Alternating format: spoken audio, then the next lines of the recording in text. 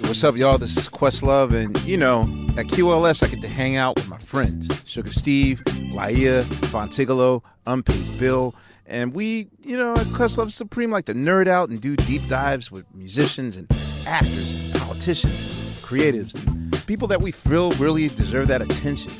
We learn, we laugh, we fall down rabbit holes. Listen to Questlove Supreme on the iHeartRadio app, Apple Podcasts, or wherever you get your podcasts. Suprema!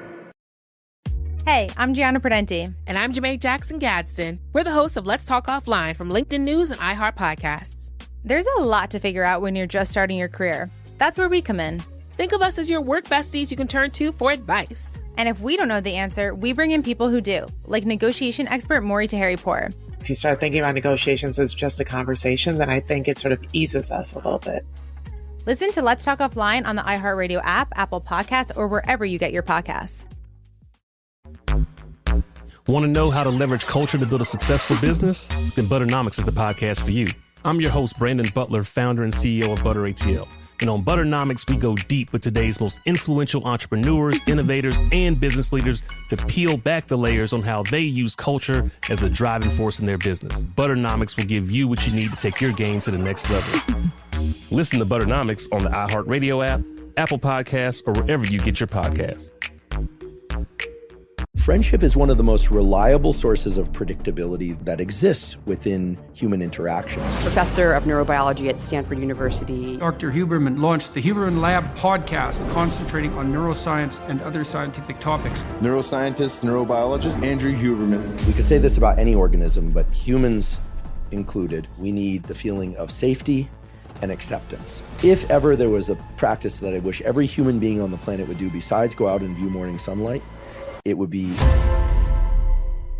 We're thrilled to announce that we've reached 3 million subscribers. We're incredibly grateful for each and every one of you. If you enjoyed this episode, don't forget to hit that subscribe button so you never miss out on any of our new releases. We're dedicated to bringing you the content you love. Our team carefully analyzes what resonates most with you to bring on board the best experts and storytellers to help you improve your life. Some of your favorite topics are sleep science, weight loss, physical fitness, navigating breakups, habit building, and understanding toxic relationships. Upcoming episodes include one of the biggest names in health and science, world-renowned relationship therapist, and your favorite manifestation expert is back to drop new findings. Hit subscribe to not miss any of these episodes. If you think of someone who would love this episode, send it to them to make their day. The #1 health and wellness podcast. Jay Shetty. Jay Shetty. The one, the only Jay Shetty. Hey everyone, welcome back to On Purpose. I'm so grateful that you decided to lend me your eyes and ears for the next few moments. Today's guest is one of your favorites. He's been on the show before. He's one of my favorite humans too. I'm speaking about the one and only Dr. Andrew Huberman, neuroscientist and tenured professor in the departments of neurobiology and, by courtesy, psychiatry and behavioral sciences at Stanford School of Medicine. Dr. Huberman has made numerous significant contributions to the fields of brain development, brain function, and neural plasticity. In addition to his role at Stanford, Dr. Huberman is the host of the incredible podcast, Huberman Lab. If you're not a subscriber already, which I'd be very surprised, make sure you do subscribe. I'm so excited to welcome my friend and incredible expert, Dr. Andrew Huberman. Andrew, it's such a pleasure to have you here again. I'm so grateful that you took the time out. And I can honestly say I've spent time with you offline and online. And what's been beautiful is just your humility, your sincerity, and genuineness across the board. And I know we exchange texts and calls and messages frequently. And I'm just loving our growing friendship. So thank you so much for what you do online, but also who you are offline to me personally as a friend. Thanks so much for having me here today and for being such an amazing friend. It's been a wonderful thing to get to know you better. And, the public-facing Jay Shetty is an incredible person, and the private world Jay Shetty is equally extraordinary in overlapping but also distinct ways. So it's been a lot of fun, and I look forward to growing our friendship further. Thank you, man. I mean, that's actually, I never thought about this when I was preparing for our conversation today, but maybe there's something beautiful to tap into there and to hear about the neuroscience of friendship. because I feel that we keep talking about the loneliness epidemic that we're experiencing in the world right now. We keep talking about this feeling that people have of not being seen by their friends, not being understood by their colleagues, not feeling heard by their family members. People are surrounded by lots of people, but feel really disconnected. We're seeing this growing rise of interconnectivity and more friends and more followers online, but then feeling really, I would say, what's the right word? Not even isolated or disconnected, because we feel like we're surrounded by people, but we feel emotionally distant from people. What's happening from a neuroscience perspective as our friendships are getting weaker, even though our followerships and online friendships are getting bigger? So at the neuroscience level, we have to remember that the brain circuitry, which of course is always linked to the body, we want to remember brain body are fortunately now understood to be interconnected. 5 years ago, 10 years ago, that wasn't so much an accepted idea, but the nervous system, the brain, the spinal cord, and all the connections to the body and back to the brain and spinal cord are bidirectional and highly interconnected. So when we say brain, I'm more or less using that as a proxy for whole nervous system, including body. The circuits that are responsible for feelings of social connectedness are deeply, deeply rooted in our need for safety. We could say this about any organism, but humans included need two things, I believe. We need the feeling of safety and acceptance. And so if we are to have a conversation about the kind of loftier words like peace, contentment, fulfillment, belonging. I think I borrowed that list, by the way, from the incredible Martha Beck. So it's not a coincidence that those rattled off my mind, but I feel like those four words are so critical to what we all want and what we all need at an aspirational level. We can't have a discussion about those without also, I believe, having a discussion about the fact that we have hardwired aspects of our nervous system, meaning genetic programs that are written into the script of all our genomes, regardless of color, regardless of background, that are just scripted into our genome that allow us to breathe without thinking about it, digest food without thinking about it, keep our heart rate going without thinking about it, elevated if it needs to be, slowed down if it needs to be, et cetera. And then hardwired circuitry that is there for bonding with our caretaker during early infancy and bonding with others of our species and evaluating whether there is safety and acceptance from the other members of our species. Now, these brain circuits have names, and we could get into that. They almost all have some connectedness to an area of the brain called the hypothalamus, which sits above the roof of your mouth, which has many, many dense collections of neurons we call nuclei, responsible for everything from temperature regulation to feeding to reproductive behavior, and on and on. All the basic kind of housekeeping things.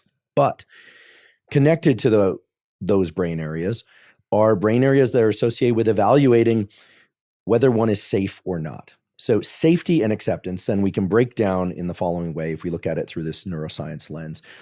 Safety is really about the ability to predict outcomes, okay? And the brain, after being responsible for all these housekeeping functions, heart rate, et cetera, is largely a predictive organ. It wants to understand what's going to happen next to the extent that it can then free up mental real estate, neural real estate to work on creative projects or to build things or to imagine things, right? There's no creativity, there's no building in the absence of safety. Then it just becomes survival.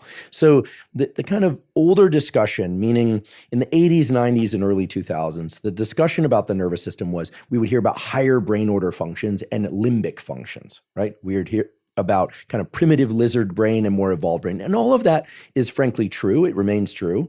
And that language is perfectly fine. But I think if we are to think about safety and acceptance, we say, what is safety about? Safety is about being able to predict outcomes. When we are in the company of people, or we know we have people available to us, should we need something, food, maybe we need a monetary loan. Maybe we need a word of encouragement. Maybe we need somebody to bounce ideas off of. Whatever it is that constitutes safety for us, it's highly subjective, highly individual. Well, then when those circuits can quiet down, it's as if, they can finally quiet down and say, we have enough safety so that then we can start to explore iterating what we have in terms of new jobs, new creative ideas, new art, new take a walk with somebody you care about, right? Those are not the sorts of things you do when you feel that you are under siege, either real siege, physical siege, or emotional siege. Okay, then acceptance gets a little bit trickier to sort of pinpoint in the brain. Acceptance likely dovetails neurologically with these brain circuits for safety, because acceptance is really about, well, given the range of expressions that we have, our range of humor, our range of political beliefs, our range of behaviors, can I predict that these safety mechanisms will still be there? These people will still be there. These things will still be there. Will they turn on me? Will they honor me, right? Will they laugh with my jokes, or will they decide they don't want to talk to me anymore because of my jokes? These kinds of things. Now, what I'm trying to not do here, and at the same time do, is to put a neuroscience lens onto these two things of safety and acceptance. But if we were to just take a step back and say, what do we know to absolutely be true? Well, safety and acceptance, belonging, peace, contentment, etc., come from a variety of sources. Certainly, in our early relationship with our caretakers, these circuits form that are basically all about resonance with the caretaker. Alan Shore here at UCLA has done beautiful work on this. I think the book's title is called Right Brain Psychotherapy. And it's really about how the bonding of infant, and typically mother, but or caretaker, the bonding of infant, and I'll just say mother since that's the more typical scenario, there's actually a lot of synchronization of brain networks early on, such that one's physical and mental state reflects the other, and so on. And so from the very earliest stages that we come into the world, we are resonating with other people. Call it energy if you want, call it emotions, it's neurochemical. Yes, it involves oxytocin, but a whole lot else. In other words, we leave infancy and childhood and adolescence, if we have a healthy upbringing, with a sense of predictability. Someone can be there and then not be there. They're accessible if we need them, et cetera. Now, that sort of relationship, that connectivity between humans and safety and acceptance in those relationships has been explored extensively. I think we've all seen the image of the mother and child and the brain imaging and seeing some sort of collaborative activation of their brain networks. That's been explored extensively, and it's beautiful work, and we could always use more of that sort of work. What's been explored far less is the safety and acceptance that occurs between romantic pairs, although there are laboratories starting to do that, having people, for instance, look at the face of their significant other, angry, sad, et cetera, while in brain scanners, even scanning of two individuals separately at the same time, those sorts of things. Far less has been done on this notion of friendship. But I think in this day and age when it seems like everything is more complicated, but I'm sure they've been saying that for decades, if not hundreds of thousands of years. What do we know about friendship? Friendship is one of the most reliable sources of predictability that exists within human interactions. Why? Because you can have many, many friends, and you don't have to break up with one friend to have another friend. When we're little, they say, who's your best friend? And maybe then you could only have one. But pretty soon we realize that we can have many great friends, many best friends. And I consider you one of those. Like, we're growing our friendship, but there's no sense of trade-off, even though, of course, time is always a trade-off. In fact, you were at a gathering at my home with many other friends, right? These things can be collaborative. Typically in romantic relationships, while there are exceptions to this, is typically a pairing, right? So there are clearly brain networks that are overlapping with the brain networks associated with parent-child or child-caretaker relationships and romantic relationships that involve the generation of safety and acceptance among friends. The major difference, however, is that friends throughout history, even when people lived in small villages, tended to be dispersed by greater distances. And so when we hear about the loneliness crisis, are we hearing about a crisis of lack of connectivity with our parents? Maybe. With our siblings? Possible. With romantic others? That's a whole domain into itself. You cover a lot of that and the challenges associated with finding and building healthy romantic relationship. But what we know for sure, based on extensive research now, is that there's a real dearth of close friendships for many, many people, not just in the US, but abroad as well. Now, we could make an argument that it's by virtue of smartphones, but I don't think we want to go there just yet. I think Jonathan Haidt's doing a beautiful job exploring those ideas, and he's far better equipped to kind of pinpoint the relationships, causal or otherwise, than I am. But here's what we know for sure. With friends, we can both hope for and expect safety and acceptance by virtue of having lots of different kinds of friends. Friends with whom we play sport, friends with whom we just hang out, friends with whom we don't really talk too much at all, and friends with whom we drop into deep conversation with. So one of the things that I personally have found to be immensely beneficial in my own life, and for which it's clearly had an outsized positive effect relative to the time required, is a simple good morning text that comes on a reliable schedule, meaning every single morning. Now, this might sound almost trivial, but when I wake up in the morning, I either receive or send a good morning text to, right now there are about 3 people in that kind of collection. They're not talking to each other. But if I don't receive that text by noon, it activates something in me. It's not a ton of anxiety, but it activates something. Are they okay? What's going on with them? It isn't, why aren't they checking up on me? I assume something's come up. But the simple receival of a text from somebody saying good morning, I think has both ancient and modern significance. Ancient in the sense that one of the first things that everyone experienced when we lived in small villages, because that's essentially how we evolved, was to see faces of other, what biologists call conspecifics, and other same non-conspecific people, like people that could be romantic partners or family members or people we were going to work with. We saw faces first thing in the morning. And we know with certainty, because there's a ton of beautiful work, mainly from Nancy Kanwisher's laboratory at MIT, a brilliant researcher, as well as a woman named Doris Tsao, who now is at Berkeley, was at Caltech, that there's an immense amount of neural real estate devoted to the processing of faces, not just facial expressions, but human faces in particular. Now, monkeys have the same brain area for monkey faces. So this is not an area that's just designed to see eyes, nose, and mouth. It's a brain area that has neural real estate that responds specifically to the faces of other humans in humans. And there's a whole lot to talk about how it's connected with areas of the brain involved in emotion and emotion regulation, et cetera. But the simple act of sending a good morning text to one person and receiving that back, perhaps exchanging a note or two about what's your plan for the day, doesn't have to be an extensive back and forth, but the same person or persons consistently, I've experienced in my own life in times both good and bad and kind of neutral, that it has this outsized positive effect. And I don't think that's because I was lacking social interaction. My life is very full. I have a very busy business life. I can go online and see faces. But when we go online and see a familiar influencer or a familiar political figure or a familiar even family member, yes, they're there. And I think there's great power to that. But they aren't there specifically to see us. Although as creators, we know that we are there to see our audience and for them to see us. That's a real thing. But it's quite different to have this exchange, this reciprocity. And I really believe that if there was one thing that we could each and all do to better our lives, no matter how busy our social schedule or our at-home environments, is to have at least one, but probably 1 to 3, depending on your bandwidth, 1 to 3 friends that every single morning when you wake up, you text them and they text you back. Just a simple good morning. Why? Because it's the reliability. It's this notion of expectation being fulfilled. It's not a huge expectation. And this brings us back to safety and acceptance, right? No one's going to text us good morning if they don't accept us, if they dismiss us. And the safety is in the predictability of the interaction. Now, for people that walk to the corner and they see the barista and they get their coffee or they see their neighbor, et cetera, the importance of saying hello to people on the street, this is something that's really fallen away these days. Depends on where you live, but people are very much in their phones. People are very much afraid, frankly, of how they will be reacted to if they were to reach out to somebody that they don't know. These basic human interactions take us back hundreds, if not thousands, maybe even tens or hundreds of thousands of years. And if I were to put my money on any experiment, it would be that there is dedicated neural machinery for these sorts of practices.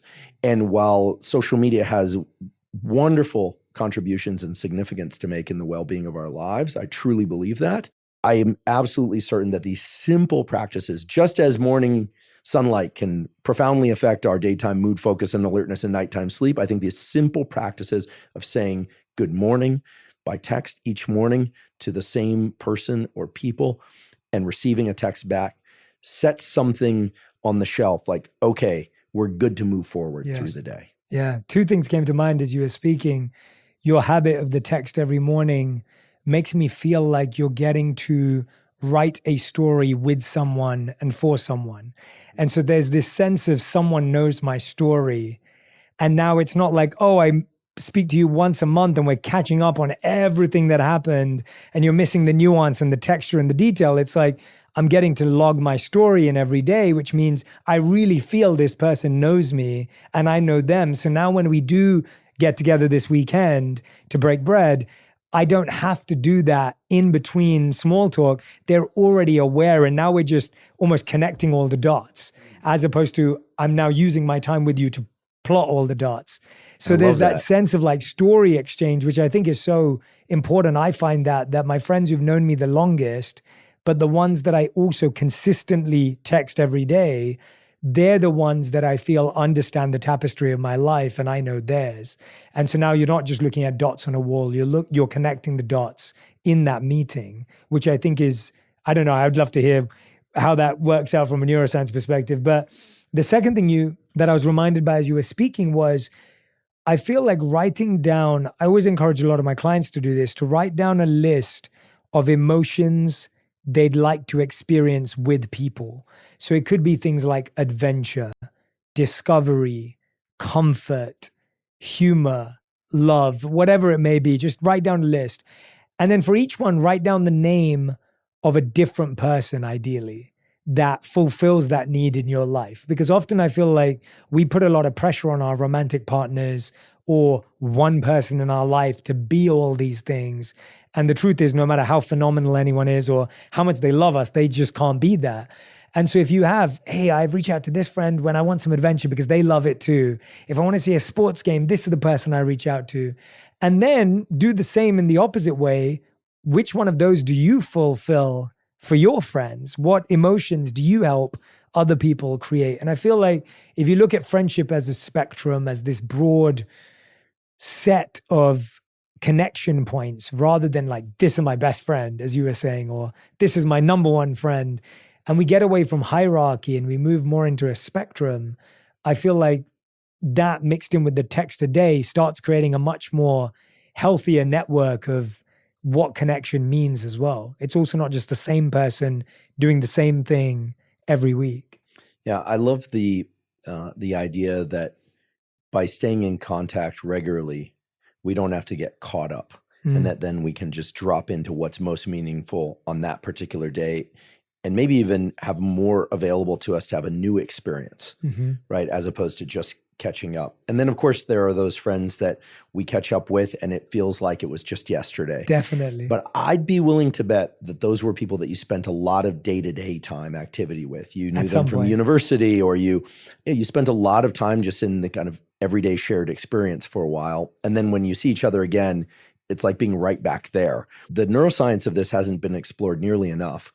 But given that our very own Surgeon General highlighted the loneliness crisis as one of the major crises in the world today, I think that in terms of simple solutions to big, important problems, developing more connectivity with people through simple practices. And again, we're talking about a text here. I mean, I will be the first to say that if you can hop on a phone call or you can get on a video chat with somebody, that would certainly be better. But many people just don't have time for that. For sure. So in terms of spending time with people in a deeper and richer way, getting the drop-in time, as it were. I love that you mentioned adventure. I'm almost 49. I turned 49 in just over a month. And I would say that the first 49 years of my life have been marked by a real thirst for adventure, a ton of curiosity. Now I really feel myself entering a completely different season of my life. I'm sort of hoping this would eventually happen, in part because, I took some kind of dangerous turns. I took risks with my life at points where I didn't really intend to do that. But, you seek enough adventure, you're gonna find adventure, and you have to be quite careful. I have friends with whom I had tons of adventure, and then now the adventures are far more docile and quiet. And of course, the internal adventure is real as well. I think that friends with whom we can just be one version of ourselves are wonderful. Friends with whom we can be all versions of ourselves is especially wonderful. That's the acceptance piece. Typically, I think we look more for that in romantic relationship. this notion of just like safety and acceptance being hallmarks of healthy romantic relationship. I think those are also the hallmarks of healthy friendship. It's just that with friendship, we can be a bit more segmented in terms of the number of different aspects of self that we need safety and acceptance with. Yeah. I think with friendship also, I've found it to be the case that really knowing what's going on with people has become a little bit more difficult. There's this kind of odd thing, right? We're more interconnected in terms of availability of communication, but we're less aware of what's really going on for people. In fact, on the way here, I had a call with a friend, and their headset was making a lot of noise, and so we agreed. They said, "Hey, how about I just mute mine, and for the next 2 minutes." I'm not kidding. This is what they said. They said, just tell me like what's on your heart or what's in your heart. Hopefully it wasn't on your heart. What's in your heart? And I was like, oh, wow, that's tough. That's tough. I mean, okay. And I know that they're listening but it's very silent on the other end. And I'm kind of speaking into a vacuum there because they're not hearing anything.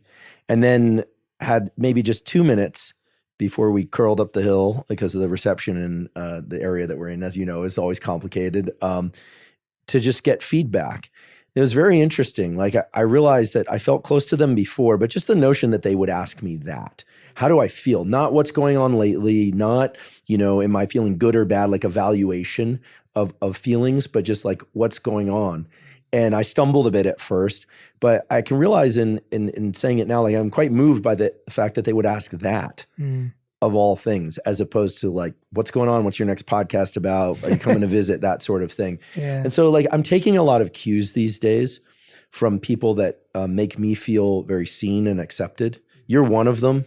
I must say, like, I don't just say that because we're in front of these microphones and sitting here. Like, you and I have been in touch a lot lately through good times and hard times and a lot of different things. It's not a coincidence, though, that I think that we're here and talking about this, because I think that ultimately the questions that we ask of the people we care about are just as important as reminding them that we're there. Because when we ask a question like, what's in your heart? What we're really saying is, like what's really going on for you, as opposed to like, what's the next podcast about, which is an interesting question to me, but so this is more your territory than mine, but I think in the end, I think it comes back to the safety and acceptance, simple behaviors like a good morning check-in, and then asking questions that might feel a little bit challenging for the other person to answer at first, but that really show a depth of care and interest that, go beyond just kind of like narrative and storytelling. And I think one thing that I'm also very eager about these days is breaking down some of the traditional stereotypes, like, for anyone that's listening to this and goes, oh, men don't talk that way or something. It's like, actually they do. They do. And if given the chance, they will open up about things that perhaps they hadn't even thought about. And I confess I'm one of those people. Maybe it was my Y chromosome got in the way of me thinking like, wait, what do you want me to talk about? What's in my heart? Hey, actually, that's a really great question. Thank you.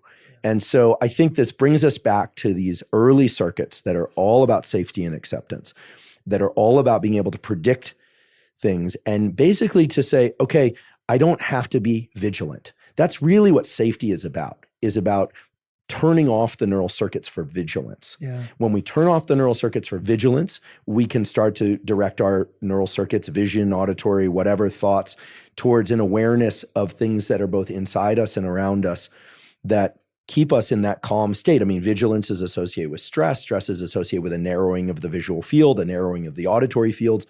I'll just use this analogy because my sister and I last summer, we always go to New York for our birthdays together. We went and saw the Harry Potter play. Oh, it's so good. Okay, right. And I saw it in New York too. It was wild. I mean, the effects are so unbelievable. Yeah. She's a big Harry Potter fan. I'm not, but I am. But so okay, but just spectacular effects. It was just so wild. I couldn't believe it. But there's this library in the play where it's a magic library where when one of the books is taken out about a particular subject, the books around it actually morph and change to reflect the same subject material. And when I saw that, I immediately said, that's how the brain works.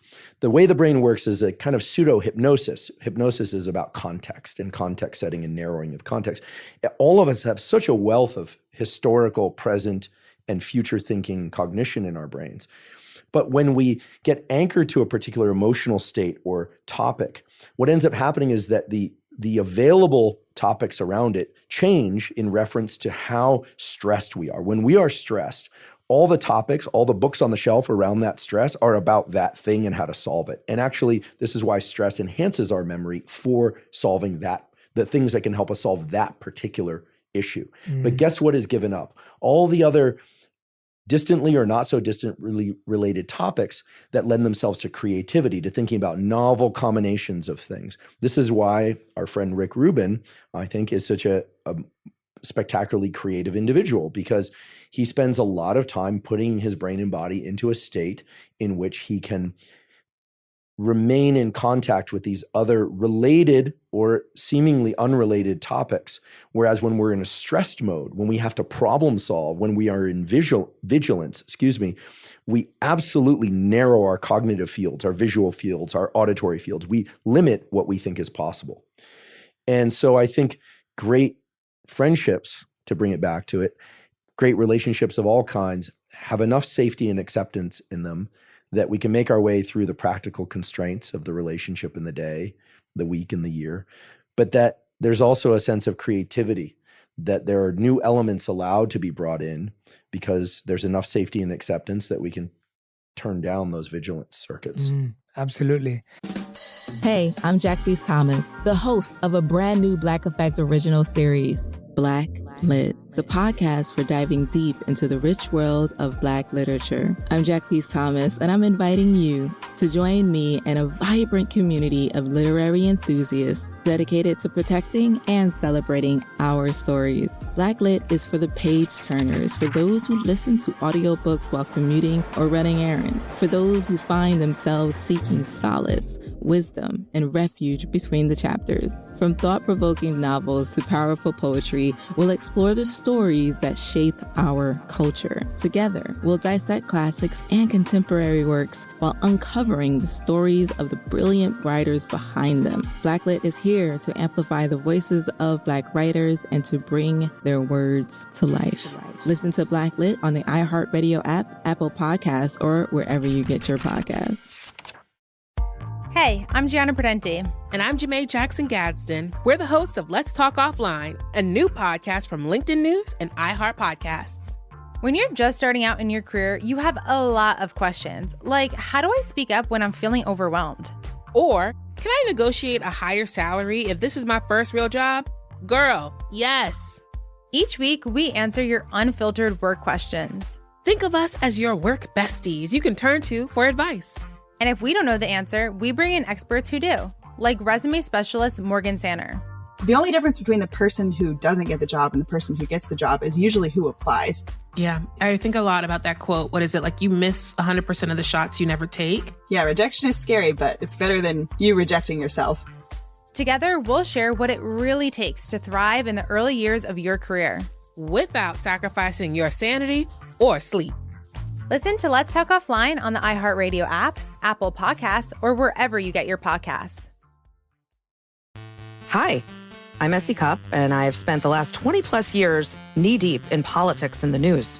I've covered some really tough subjects, from war to genocide to 6 presidential elections, way too much Trump. And you know what? I need a break, like a mental health break, from the news, from the triggering headlines. And I kind of suspect some of you listening out there might need a break too. So my new podcast is going to be just that, a fun and loose space where I talk to my famous friends and people I admire about all the stuff that consumes us when we're not consumed by politics. I did not really rebel in the 60s. I had no sex in the 70s. I made no money in the 80s. So when true crime came along, I missed that trend too. So many great guests are joining me, from Josh Mankiewicz to Larry Wilmore to Molly Jong-Fast to Josh Gad. I'm so excited that you have this platform, and I am just like hoping that I don't destroy the platform in its earliest stages. Listen to Off the Cuff on the iHeartRadio app, Apple Podcasts, or wherever you get your favorite shows. How do we then, with circuitry that's built for safety and acceptance, when you're talking about everything that you talk about on the Huberman Lab things that I talk about from a maybe more spiritual wisdom perspective, they're all hard things. And safety and acceptance generally in our current understanding of those words feels like comfort and security and easy and simple. And then all of a sudden you're saying cold plunges, infrared sauna, beginning of a circadian rhythm in the morning, strength workouts, like all this other stuff, which initially is discomfort, it's difficult, it's doing hard things. And I know this was something you've been thinking about a lot, but I'm just trying to make that connection. We're wired for safety and acceptance, but then all the stuff that's good for us seems to be hard, at least in the beginning. Yeah, it's a great question. So the twist in all of this is that the nervous system loves predictability, even if the predictability is arriving through hard things. So I would say the major theme of the Huberman Lab podcast has been tools, we call them protocols, to anchor one's physiology in some predictable states. I've never actually articulated that, but that's really what it's about. So why get sunlight in your eyes in the morning? Because it wakes you up. I could tell you it increases cortisol in a good way early in the day, that it sets a timer on your melatonin secretion for later at night. It helps you sleep at night. And that's all true, but it creates a sense of predictability. It allows you to know that for the next series of hours, you're going to feel more alert. And at night, you're likely going to be able to fall asleep more easily. Cold plunges, to my mind, people debate whether or not they're valuable for combating inflammation. They are. Whether or not they're valuable for increasing metabolism, probably not to a huge extent. But one thing we know for sure is that they, if done correctly, they're uncomfortable. But after you get out, you have an increase in these three neurochemicals that we call the catecholamines, dopamine, epinephrine, norepinephrine, and you feel more energized and slightly blissed out for the next 2 to 4 hours. It's a real effect because those are real chemicals, and they've served that role for hundreds of thousands of years in humans, and they will continue to serve that role in humans. So the cold plunge is not so much about pushing yourself as it is figuring out a way that you can overcome a sense of stress and then safely, or overcome a sense of kind of resistance to getting in the thing, and then safely increase these neurochemicals that then predictably shift your state to be more alert and at the same time relaxed and a little bit blissed out, if we want to call it that. So, we could list off protocol after protocol, right? If you tend to eat meals at a consistent time, plus or minus an hour, doesn't matter if you fast or not, you'll tend to be hungry about 15 minutes or so before those meals. This is a wonderful thing because it increases this predictability. This lends itself to safety and acceptance because it allows you to not have to think about a number of other things. So, I've been criticized, and fairly so, that, gosh, there's so many protocols. How could anyone possibly do all these protocols? And the truth is that many of the protocols are, it's a buffet, and many of them, like how to organize your workspace or when you travel for jet lag, it's individual as to whether or not people want to do them. And of course, they're all optional. This isn't law. So the idea, however, is that through some simple basic behaviors, viewing sunlight, a little bit of a walk after a meal, a little bit of sunlight in the evening, dimming the lights in the evening. These are the basics. Eating at more or less consistent meal times and mostly unprocessed or minimally processed foods for the majority of your food intake. Doesn't matter if you're vegan, vegetarian, or otherwise. You're going to feel much, much better. And part of the much, much better is feeling more alert and more vitality during the waking hours and better sleep at night, which just kind of seesaw back and forth into feeling better overall, and thereby free up energy for things like sending the morning text. So I think I'm very glad you brought this up because I think people hear, oh goodness, another thing to do. But if you think about it that way, it's going to be self-limiting. But if you think about it as each one of these things takes a minimum amount of time, and you can do the walk and sunlight thing in the morning combined, and maybe if you miss a day, no big deal. No big deal. These are slow integrative systems. Your system will recover just fine. But done on a consistent basis, you're going to feel much better and you're going to have more energy. And you're going to be able to think about what you might want to do in your creative life and then do that. You'll have the time and energy to think about what you might want to do relationship-wise or friendship-wise or building out these aspects of life. So it was never the intention that people do so many things that they don't have time for friendship or kids or relationship. or that their entire family or relationship be centered around these protocols. Rather, they're designed to be weaved into everyday life. And sometimes when people experience pain points, like people are having attentional issues, or people are experiencing depression, or they have a particular creative project and they want to tap into like open monitoring meditation, for instance, very different, as you know far better than I, than other forms of meditation, then they can access those specific tools. But I don't want to romanticize ancient times, but there was a lot more predictability in some domains of life in ancient times. Assuming people were living in small villages, there was a lot more predictability, but there was also a lack of predictability. Someone could take off on a hunt or a gather, and if they didn't come back, we might assume they're never coming back. And then 2 nights later, they might come back and say, that was a close call, or they come back with a great yield. We don't know, we don't know what it was like, but you can be sure that the same neural circuits that were responsible for stress and lack of safety and therefore vigilance back then are very much alive in our brains now. So again, the protocols are designed to think about it like putting ingredients in the refrigerator.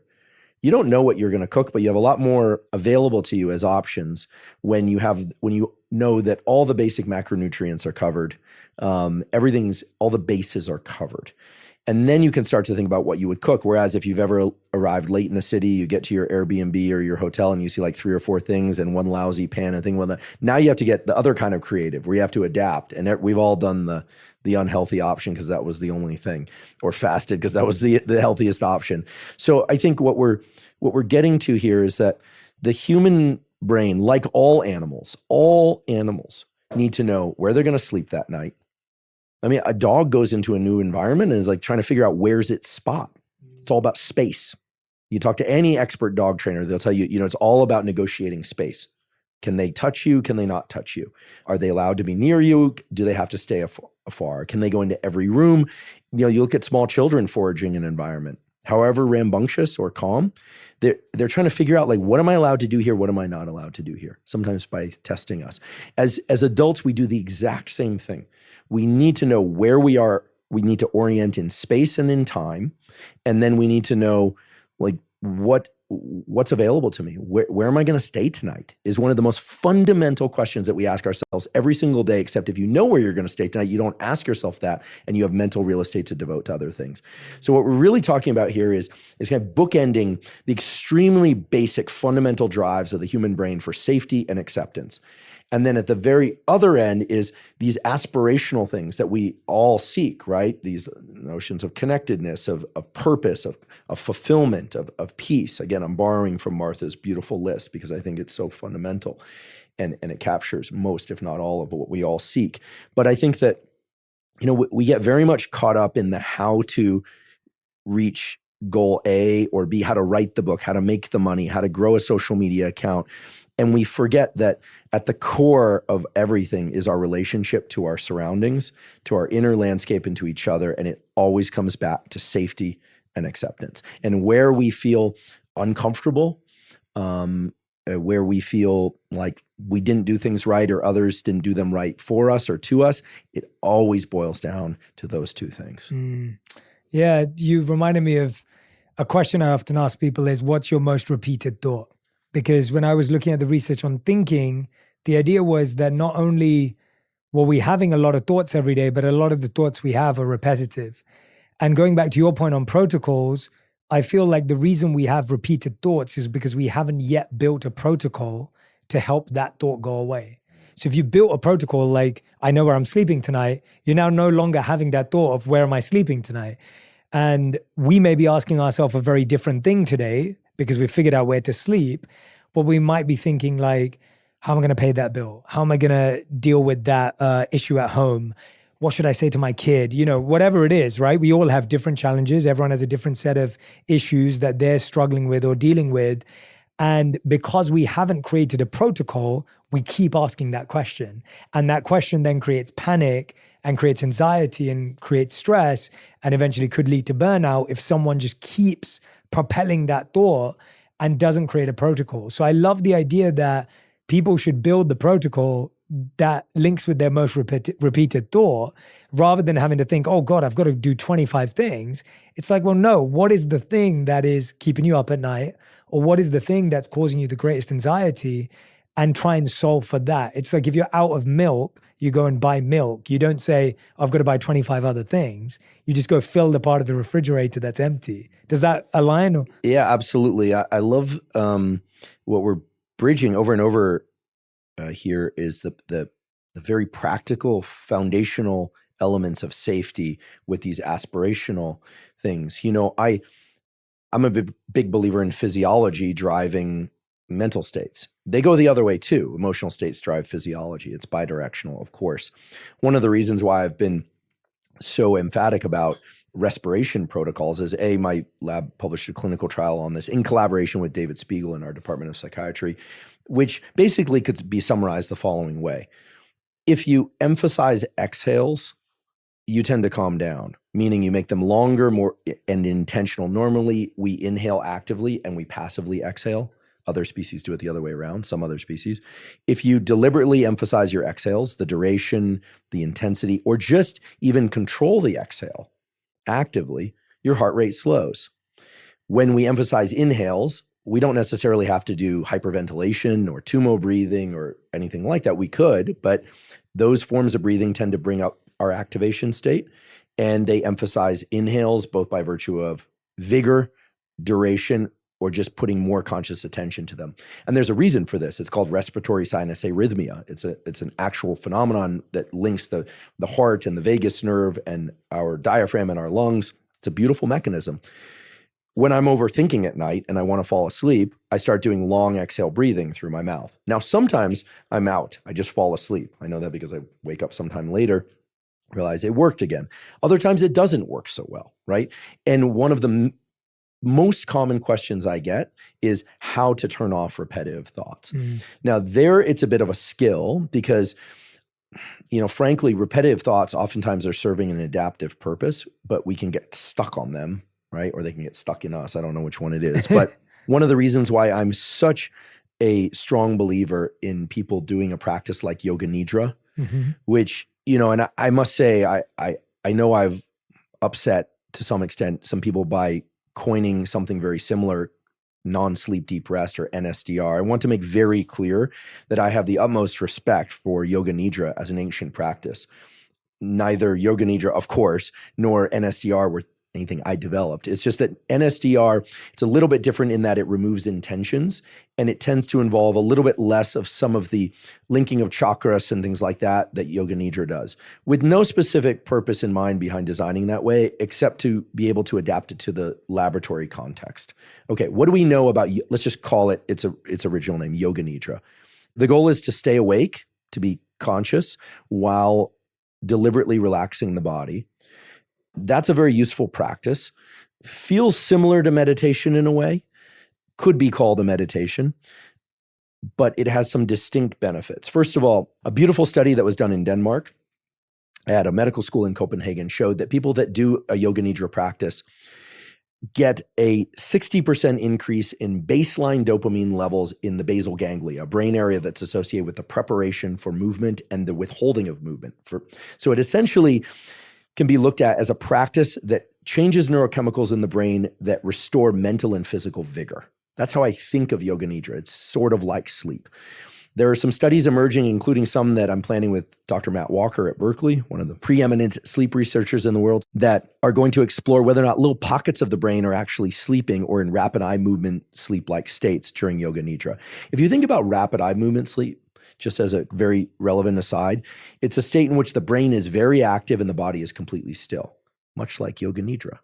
Okay, brain active, body still. Now, what's unique about Yoga Nidra is that there's this instruction in the Nidra, if it's a traditional one, that talks about going from thinking and doing to being and feeling. Okay, so let's step back as neuroscientists and we say, okay, thinking is a lot about anticipating future. It could be about thinking about the past. It could be thinking about things that are happening now. But it's a very forebrain dependent process. Doing is basal ganglia, action generation, withholding action, and forebrain circuitry as well. I should say prefrontal cortical circuitry as well. Now, being and feeling, now this is starting to sound a little bit like quote unquote softer language, but there's nothing soft about this language, because if we just put a neuroscience lens on it, we say, okay, what is that really about? That's about bringing ourselves from exteroception, monitoring of the external world beyond the confines of our skin, to monitoring of the internal world within the confines of our skin. And there's something magical about shifting our perception to interoception, from our skin inward, in that it takes us out of thinking. Whereas when we're monitoring the external world, for reasons that are sort of logical but a little bit harder to articulate, then it's more about anticipating things, trying to figure out what goes with what's separate from what. The moment we get to the level of our skin and inward, we know what's what and what's separate from what. It's just us inward. It's sort of, there's one thing. Rarely do we think, oh, here's my brain and here's my leg. Now, Nidra then steps us through that. And so what it does is it brings all of our cognition into this interoceptive mode. And then, boom, we are in this mode of being and feeling. So I don't think of being and feeling as turning off thinking. I think of it as bringing thinking to the level of our sensation, of our body. Yoga Nidra, I think, is perhaps the most powerful practice for learning how to turn off one's thoughts. And so when one steps back from the research literature and says, okay, what do we know for sure about Yoga Nidra and SDR?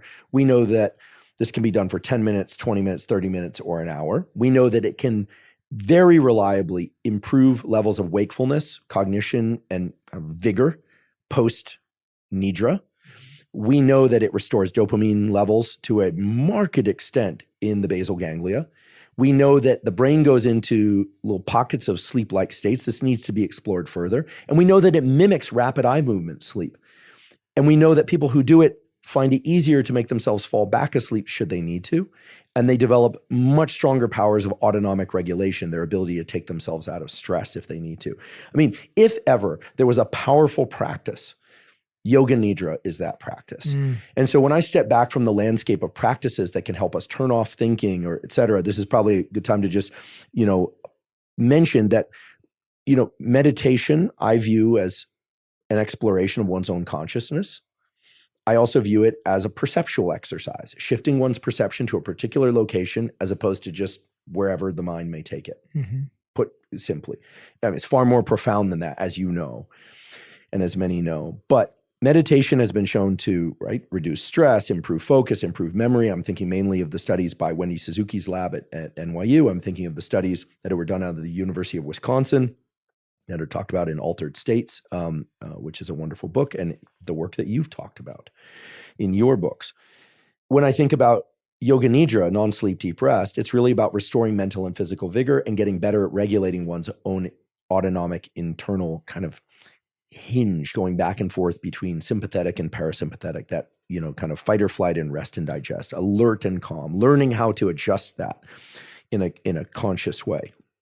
And then when I think of practices like breath work, well, it depends on the breath work. And then we can simplify it by saying when inhales are more vigorous and made longer deliberately than exhales, heart rate goes up, alertness goes up. When exhales are made longer and more vigorous and done deliberately, well, then heart rate tends to go down and we tend to shift more towards a state of calm.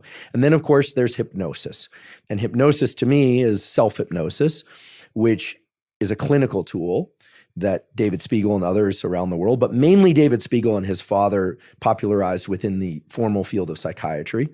And hypnosis is a combination of alertness and calm that we know lends itself to neuroplasticity. What is hypnosis really for? It's not meditation. It's not to calm down. It's to solve a specific problem, to quit smoking, to learn how to regulate pain, to any number of different things that hypnosis has been shown in peer-reviewed studies to do.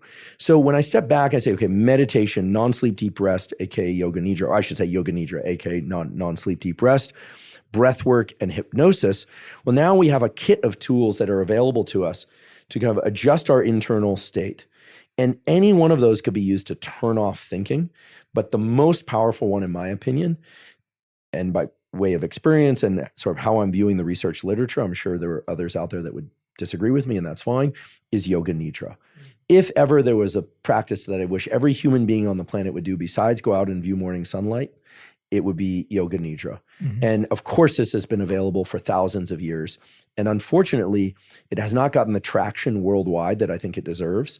And especially at this time in human history when the world seems so tense with friction of all sorts of kinds, but also internal friction for people.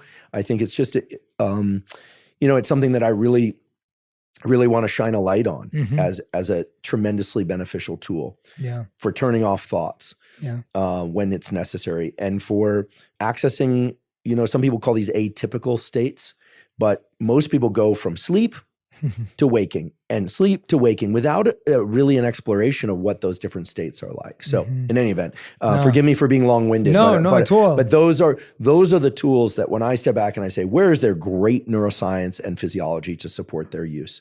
Yeah. What are the specific uses that seem especially valuable for one practice versus another? And how do these practices differ? Because they often get conflated. Yes. Somebody starts breath work and we think, oh, it's this type of breath work or that type of, without thinking about what's being emphasized and where the heart rate is going. Or we think meditation. And of course, there are many different kinds of meditation. Actually, I'd love to know from you. I know of kind of traditional third eye meditation, and I'm aware of open monitoring meditation.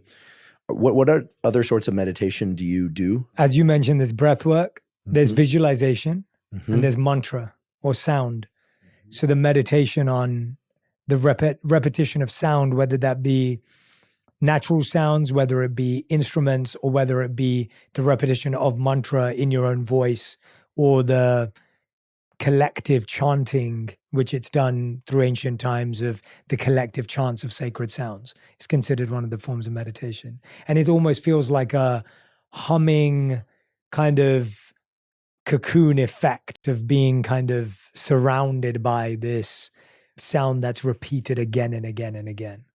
So it can kind of get you into that kind of submerged, immersive, drowning feeling that I think most people, if they've done a sound bowl meditation, have experienced some form of what that could feel like.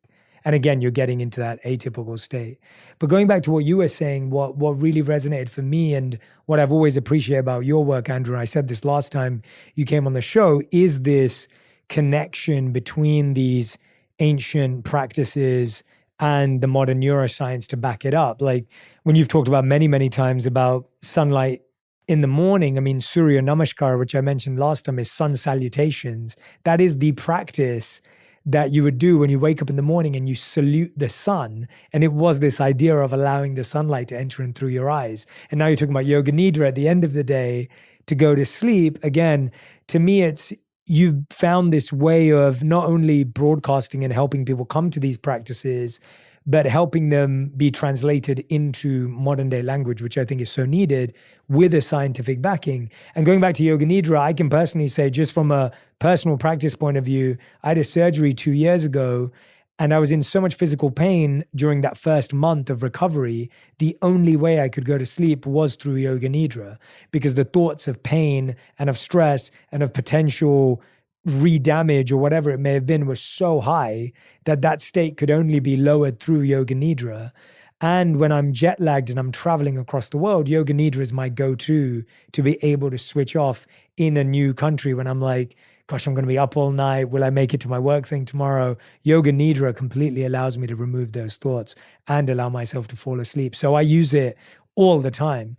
And I couldn't encourage it. I'm so glad that you're broadcasting and helping people understand the science behind it, because, yeah, these ancient practices make sense, but they need a new language and a new translation today. What's up, y'all? This is Questlove, and, at QLS, I get to hang out with my friends, Sugar Steve, Laia, Fontigolo, Unpaid Bill, and we, at Questlove Supreme like to nerd out and do deep dives with musicians and actors and politicians and journalists. We give you the stories behind all your favorite artists and creatives that you have never heard. I'm talking about stories behind their life journeys and their works of art. I love QLS because of the QLS Team Supreme. They're like a second family to me. If you're a fan of deep diving into music, everything, almanacking your musical history, and learning things about hip-hop artists and things you never thought, then you're a lot like me. But you're also a fan of Questlove Supreme. One of the things I love the most about this show is that we get to learn from the masters. I look at being on this show as my graduate program in music. Listen to Questlove Supreme on the iHeartRadio app, Apple Podcasts, or wherever you get your podcasts. Suprema! Want to know how to leverage culture to build a successful business? Then Butternomics is the podcast for you. I'm your host, Brandon Butler, founder and CEO of Butter ATL. Over my career, I've built and helped run multiple seven-figure businesses that leverage culture and built successful brands. Now I want to share what I've learned with you. And on Butternomics, we go deep with today's most influential entrepreneurs, innovators, and business leaders to peel back the layers on how they use culture as the driving force in their business. On every episode, we get the inside scoop on how these leaders tap into culture to build something amazing. From exclusive interviews to business breakdowns, we'll explore the journey of turning passion for culture into business. Whether you're just getting started or an established business owner, Butternomics will give you what you need to take your game to the next level. This is Butternomics. Listen to Butternomics on the iHeartRadio app, Apple Podcasts, or wherever you get your podcasts. When you find that bright spot to help you get through your day, it's powerful. That's where The Bright Side comes in, a new daily podcast from Hello Sunshine that's bringing you a daily dose of joy. I'm Danielle Robay. And I'm Simone Boyce. Listen, both Danielle and I are reporters. We've covered the news and we know the world can feel heavy.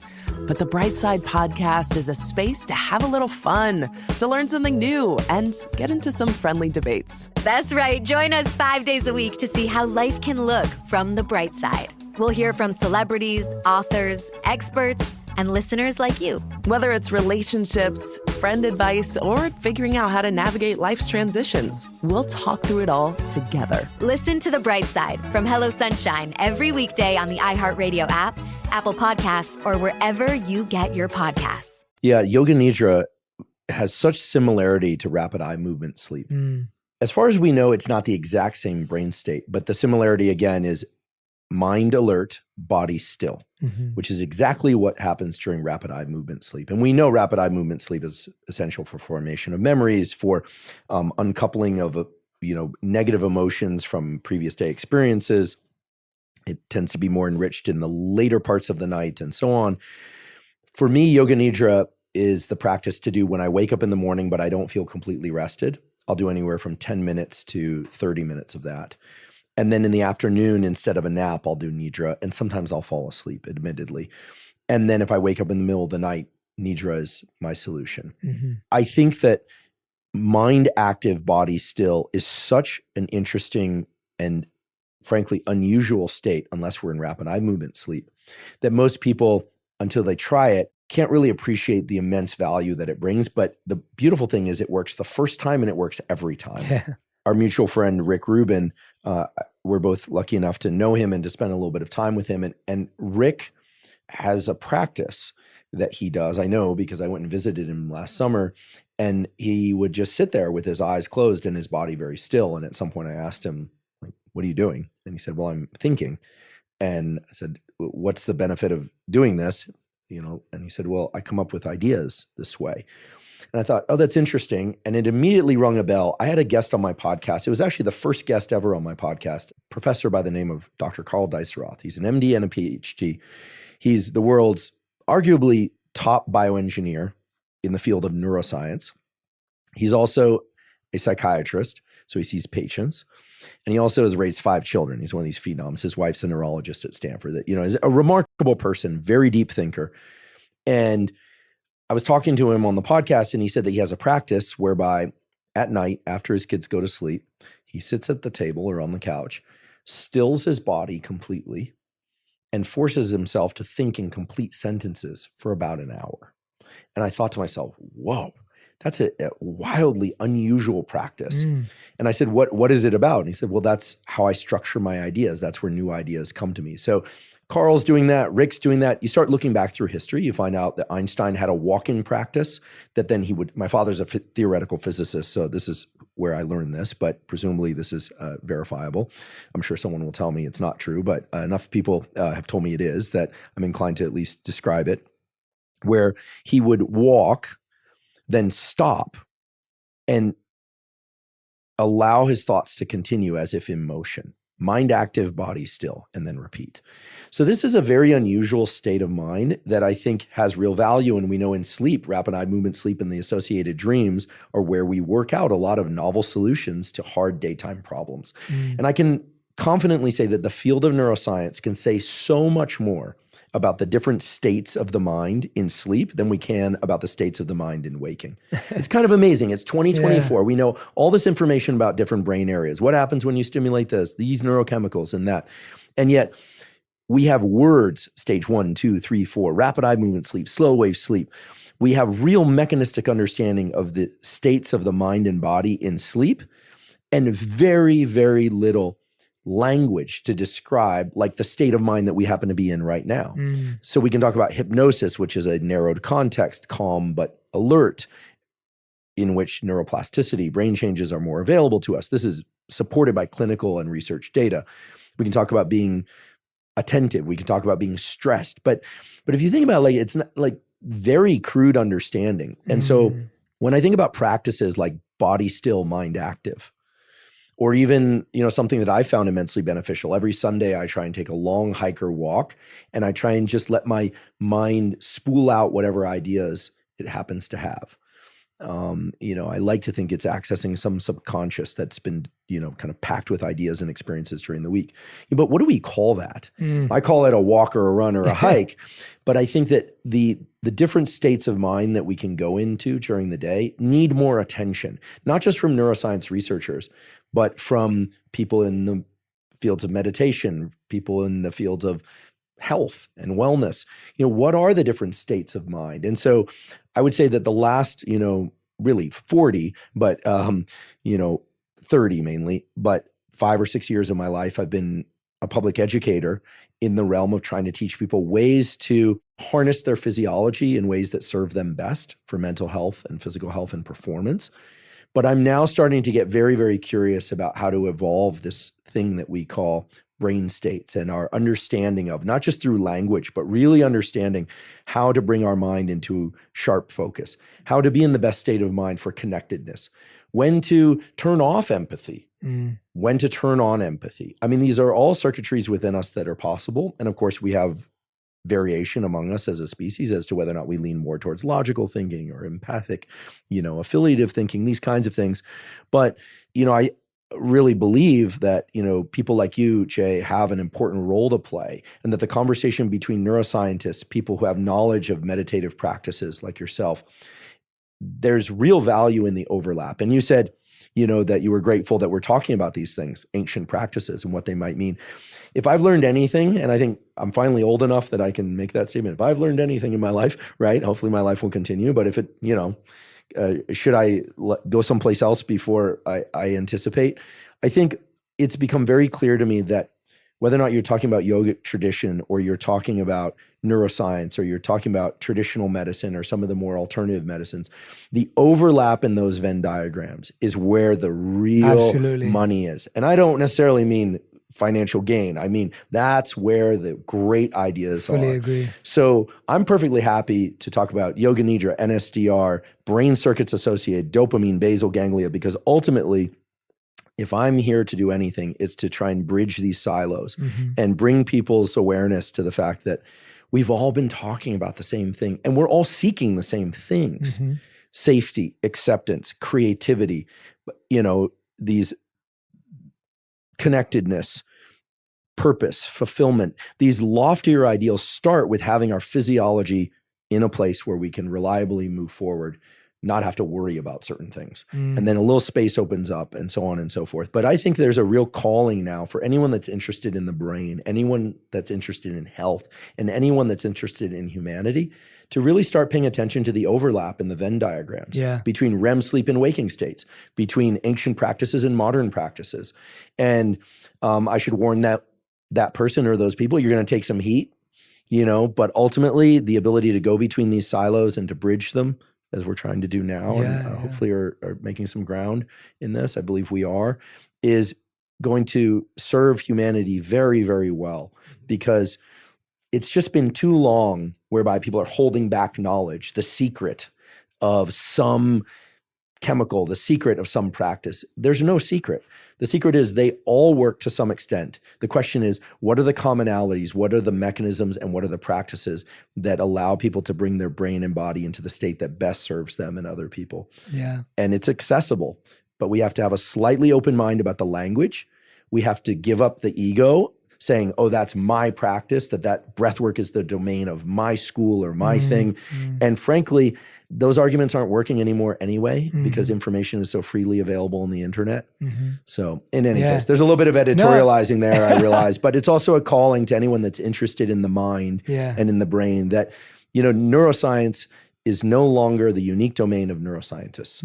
And I know that some of my neuroscience colleagues are gonna be like, oh boy, here he is, just as if it's accessible to anybody. I'm not saying you can be a neurosurgeon if you aren't trained in neurosurgery, right?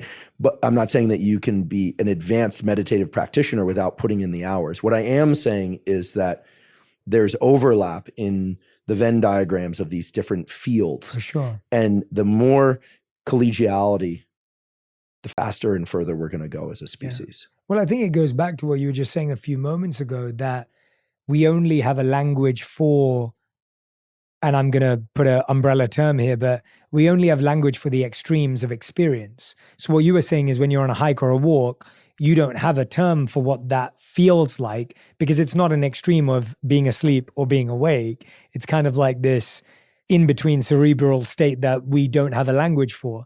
And I think that on a micro level makes sense to all of us, where we have words like I'm angry or I'm sad or I'm upset, but our word for is okay, right? Like our word for okay is okay, which isn't a great descriptor of how we actually feel. And so we're only good at describing things in extremes on a micro level. And then if you zoom out and take that on a macro level, that translates as well, where we're only good at dealing with these extremes. And when you're saying Venn diagram, it's saying, well, get away from the extremes and look at the overlaps. But I think we as a society on a micro level and at a macro level have only learned how to deal with the pendulum swing on either side or the extremes on either side. And therefore anything in the middle or the gray starts to feel uncomfortable, starts to feel it's not easy to say whether it's right or wrong. And therefore it's like, well, we're not even going to go there. And I think anyone that I've spoken to at the top of their field, you being one of them, anyone we've ever had on the show, is far more interested in the gray, is far more in the gray, and is spending far more time exploring thought that is unclear, uncomfortable, and uncertain, because that's where life really is lived, in the unpredictable. Yeah, that's the adventure. That is the adventure. That is the adventure. And I feel that that's why humans want to go to space. Like, why is everyone fascinated by space? Because it's not clear as to what it is and what's out there and where it is. And of course, not many people will get to go to space, at least for now. But the idea being the same, that there has to be that curiosity from all of us to say, oh, where are we in the same place? Like, where are we connected on our idea? And where are there things that aren't similar, but maybe they're connected in a different way? And I think being able to oscillate between connectivity and disconnectedness is a need for the brain and the mind, as opposed to this feeling of, again, it goes back to what we started with. Safety and acceptance makes us feel today that you can't allow yourself to engage in an idea that doesn't fully connect with yours, because that feels unsafe. Right, especially right now, right? Things feel very polarized. Correct. I'm putting in a very strong vote for the League of Reasonable People, which is hopefully everybody, right? Like I don't want to sound overly sentimental, but like and maybe I'm just too emotional lately, but I am so pained by the amount of fighting that I see, that I know will not result in anything. It's not going to solve the problem for either side, right? I guess at 49, I feel old enough to say this. Like I still have hope, but that's obviously not a solution. I think that when we really get down to the neuroscience of self-understanding, when people really start to understand that the human brain is a magnificent machine and organ, but that it has limitations, and we can start to understand our own limitations, that it can take us just up to this point, but not further, and that we can rely on healthy collective thinking to get us over these divides. I think that's when we're finally going to evolve as a species. I really do. When we start being able to exit our own brain and our group think to be able to really come to solutions, because often we just think in terms of compromise and conflict, which are essential things to think about, but ultimately understanding the limits of our cognition and how emotion drives cognition is really how we're going to be able to evolve our beliefs about what's possible. And by the way, that's not meant to just be a bunch of aspirational word salad. That's like a real possibility if we can just have the self-reflection to understand we know certain things, we believe certain things, but that this neural architecture that we call our brain is limited in the extent to which it can see into the future and make the best decisions for everybody. We operate thinking that, but that's not how it works.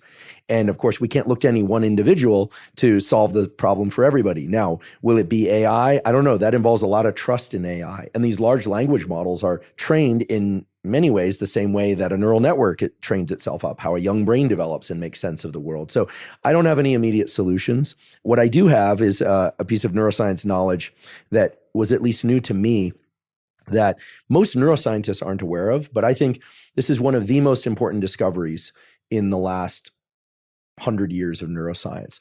It's a collection of studies on an area of the brain called the anterior mid-cingulate cortex. Most people have never heard of this brain area, including many neuroscientists. Talk to a neurosurgeon, they know where it is. You talk to a neuroscientist, unless they teach neuroanatomy, which I happen to, most don't know where it is in the brain. And most didn't know what it did because it hadn't been explored.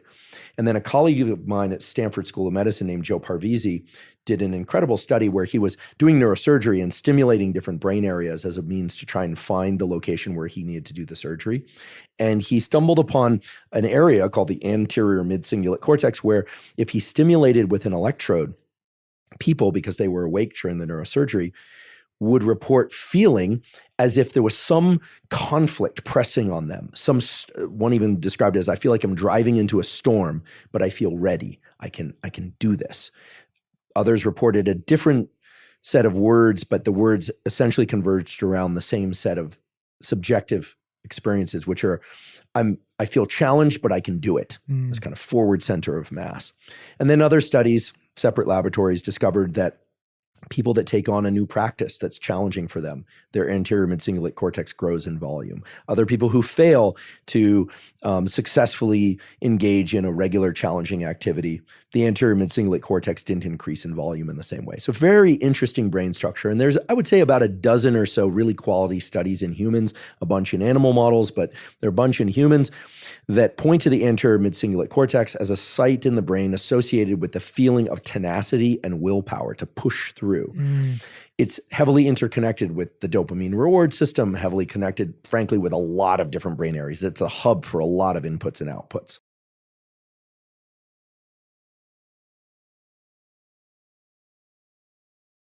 So what do we know about the anterior mid-cingulate cortex? Perhaps most interesting of all is that this is the brain area that seems to preserve its size and even grow in size in what are called superagers. Superagers are people that maintain their cognition later into life. These are people that don't undergo the normal age-related decline in cognition, separate from Alzheimer's type dementia. You know, everybody as they get older develops less working memory, the ability to keep ideas in mind in the short term. Superagers seem to overcome all that. And they live longer. So you could say, well, this is a case of reverse causality. They live longer, so they have a bigger brain area called the anterior mid-cingulate cortex. We don't really know what the direction of causality is. It could just be correlation. But it all gets ultra interesting when you start to tack together willpower, the taking on of new things, learning things in neuroplasticity and lifespan. And it may be that that quadfecta represents what we think of as the will to live is associated with an intense curiosity and desire to bring in new ideas and modes of thinking. And new ideas and modes of thinking then feed back on our feelings of how we could gain reward, internal reward, of course, dopamine being the universal currency of reward, as a means to move forward. What does this mean? This means that everybody, I believe, can become a better human being by taking on challenges. What is a challenge that can grow the anterior mid-cingulate cortex? Well, unfortunately, it's a challenge that you don't want to engage in. So if you love running, it's not going to do it. Yeah. If you love resistance training, it's not going to do it. If you don't want to meditate in the morning and you do 5 minutes or 10 minutes of meditation, then you just enhance the activation of your anterior mid-cingulate cortex. So it's not just about doing hard things, it's about really pushing through resistance. And the reason I bring this up now, as opposed to in a discussion about like how to get more tenacious or have stronger willpower. It will do that. Okay, we know that when the anterior mid-cingulate cortex gets bigger, it translates to a lot of different areas of challenge, not just the area in which you challenged it. The reason is, I believe that this lofty notion of humans evolving to more collective thinking, to embracing new ways to bridge divides that harm human beings at scale or even just locally, is going to emerge only through the willingness to embrace the internal friction that is hearing things and seeing things that we don't like and being able to take a stance of adaptive response, whatever that is. Now, of course, there are things that we hear and see and don't like that activate enough of a sense of injustice in us that that's all it does. It just brings us to the point of like wanting to impart justice. But what I'm talking about here are differences in opinion, strongly polarized views that lead to all sorts of things, as we know, good and bad and everything in between. And if people had the capacity to feel that friction and to stay in a mode of some open cognition, I think we would come up with novel solutions. I really think the next iteration of human beings is collective consciousness. You know, it sounds lofty, sounds woo, but it's basically lots of minds working together, even minds that oppose one another in ideology, as a means to find out novel solutions to hard problems that vex us all, and that in some cases really harm us all. It's a real thing with real possibility, but it's going to require that we all get not necessarily tougher, but that we get more resilient at the level of being able to tolerate internal states that normally would impede adaptive thinking. Yes, yes. And the ability to engage in uncomfortable thinking. And I love that definition that you gave. I saw this brilliant quote the other day on social media, and it was from a Christian page or a post, and it said the essence of Christianity is not learning to love Jesus, but learning to love Judas. And I was thinking how brilliant that was, because it goes back to that point of what's uncomfortable. Like it's easy to love the good person. It's learning to love or understand at least the person who may have done, something that you didn't recognize or didn't understand or didn't fully connect with.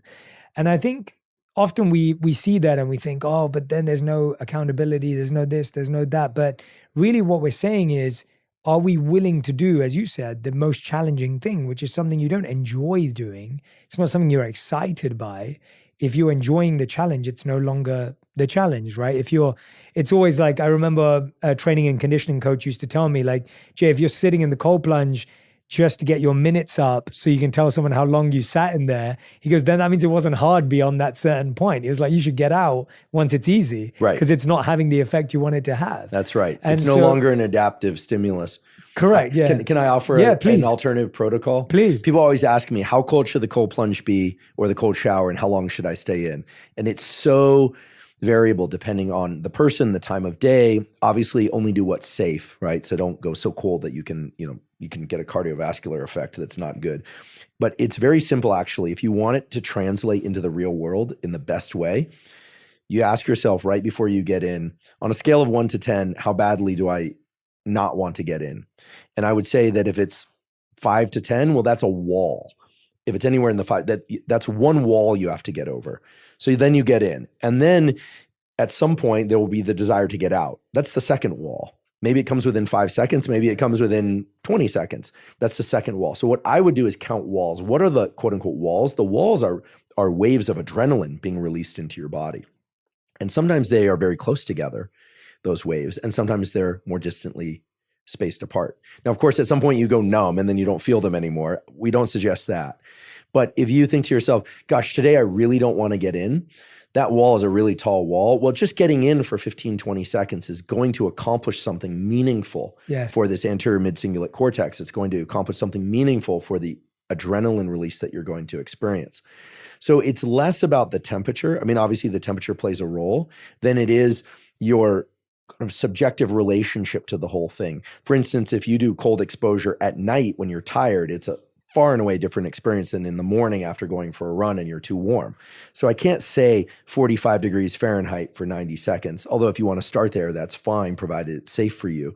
But as you watch these walls of adrenaline come at you, as it were, pay attention to what they feel like. That's what you'll recognize outside the ice bath in a hard conversation. That's what That it's not that you can make yourself so resilient that your adrenaline system doesn't work. Correct. It's that you learn to recognize the state of having adrenaline in your system and staying calm. And then I actually had this happen the other day. I was in a really yesterday, in a hard conversation, something first thing in the morning. It was like, wait, what? Seriously? Misunderstanding, hard conversation. And I remember, here we are, our voices are going up.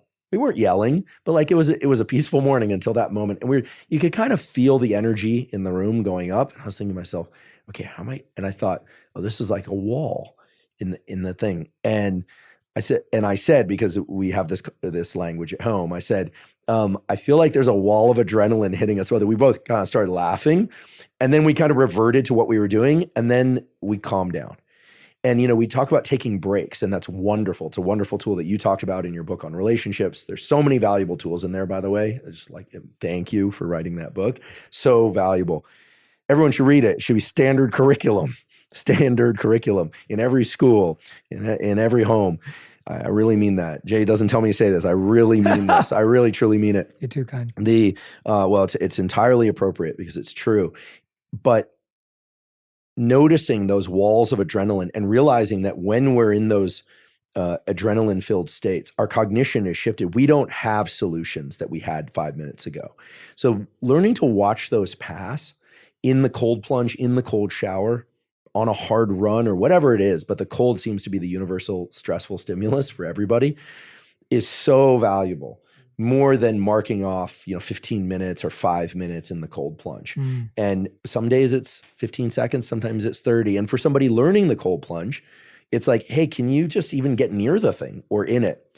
And I think there's real value there. Yeah. So in any event. But I love that translation into real life, because I think what's happened is we're dealing with a lot of everyday things with so much pain that pain is then creating more pain for us, for others. And we never end this, or we create this never-ending cycle and loop for ourselves and others where we stay in the pain. And what we're all saying is, what does it take, just as we have to learn to sit in that cold and regulate ourselves and adapt, what does it take to sit in the pain outside of the tub, regulate ourselves, rise to a place of peace, and then respond, and then get together? And as you said, the league of reasonable league of reasonable people. Like, I think we'd all aspire towards that. I think when I hear that, I think we all go, I think I'm a reasonable person. I think most of us would say that. I think it lives in all of us. Yeah. And it's a brain state that takes certain things to get to on a regular basis.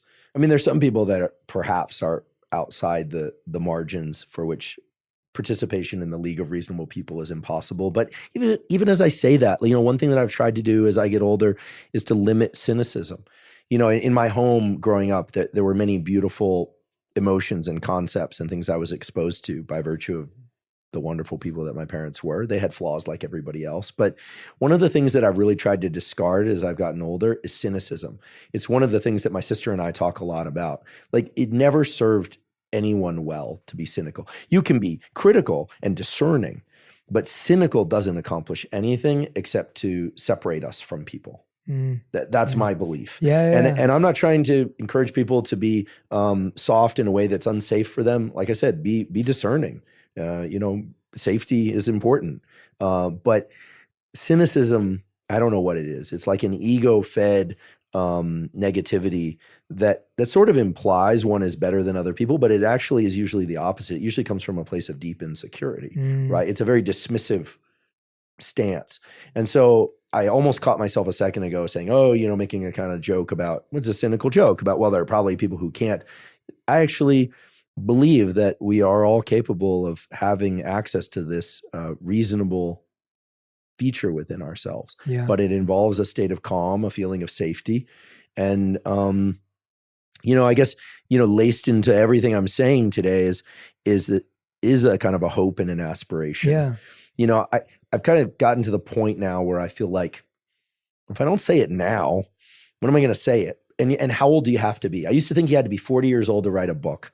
I thought I have to be 40 years old to write a book. And I realized that's ridiculous. People much younger than 40 write amazing books, amazing and important books. And then I thought, well, how old do you have to be in order to have had enough life experience to be able to say things that are aspirational about how you'd like to see the world change or people change for the better? And, I've decided that the age on that is one day, like one day. So this is a bit of an encouragement for people out there. If you have ideas about ways that you and others can be better, to really like write them down and evolve them, right? They often need some evolution to be able to be received in the right way, but then share those.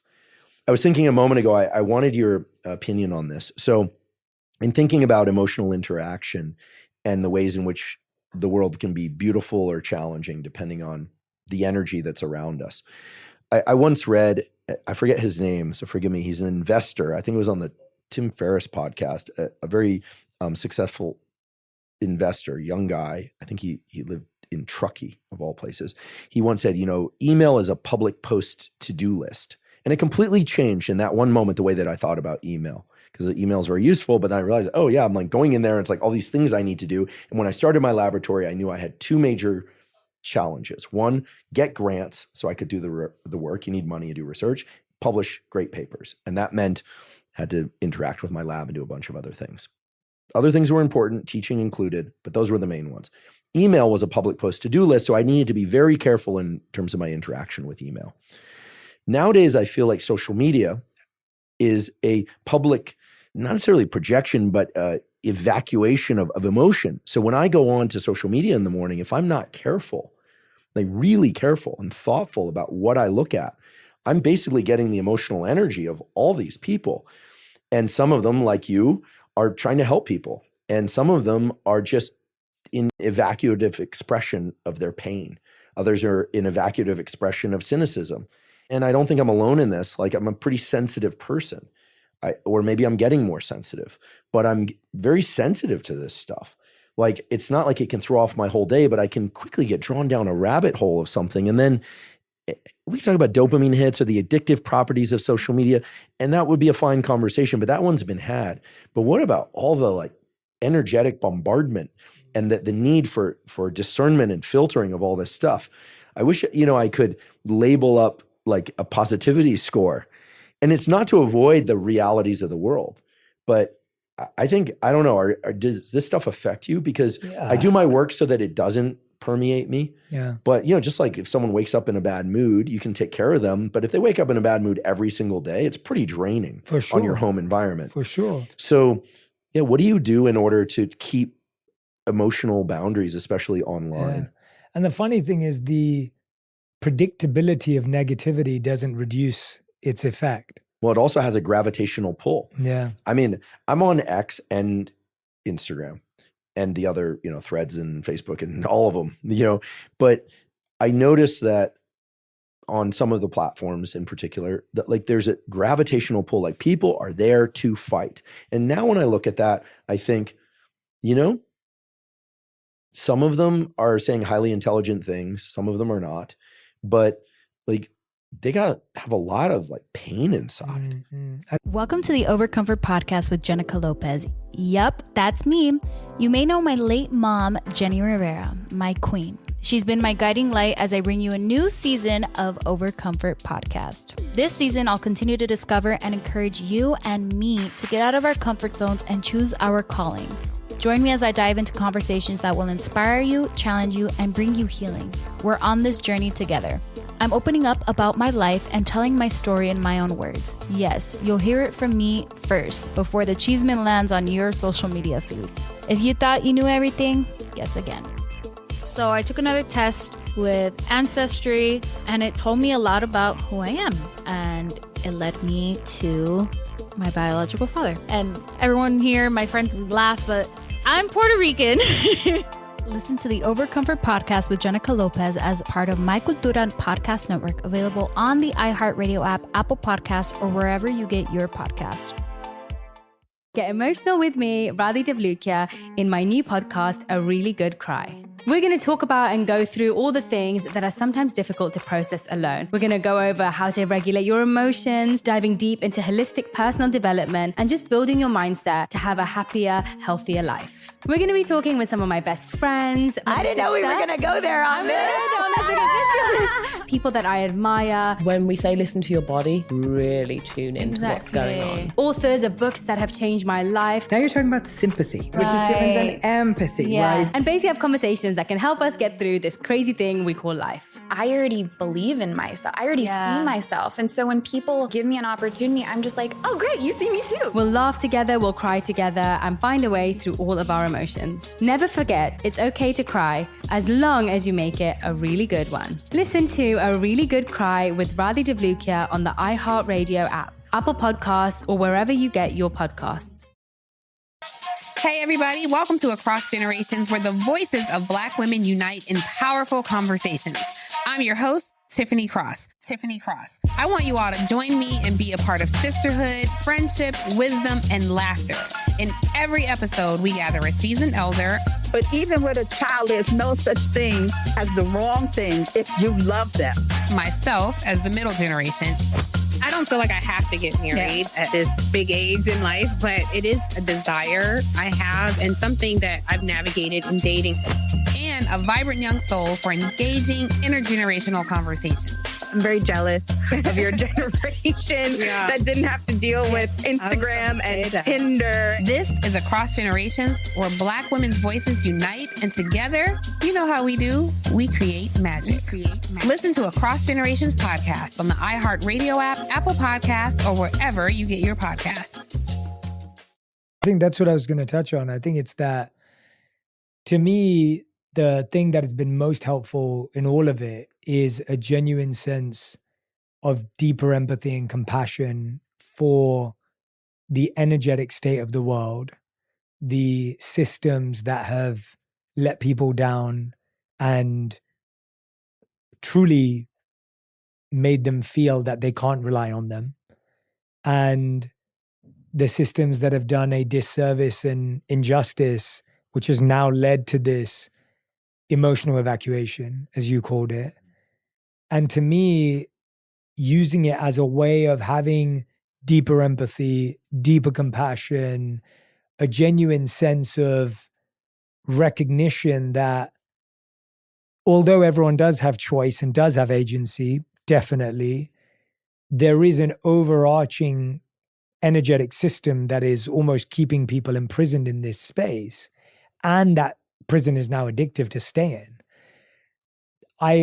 I feel for that. I deeply feel for that. And it affects me because I recognize that people haven't been set up for success by the education system, by the way the economy's set up, by the way anything's set up. Like it's not set people up for success. And naturally for people in their home, a lot of people weren't set up for success. And so we have to zoom out and look at the context, because if I zoom in and just look at that one tweet or that one comment, God, it's like a bullet to the chest, you know? And it's like, I've always had this vision, and I've kind of done it mentally sometimes because I can't do it physically.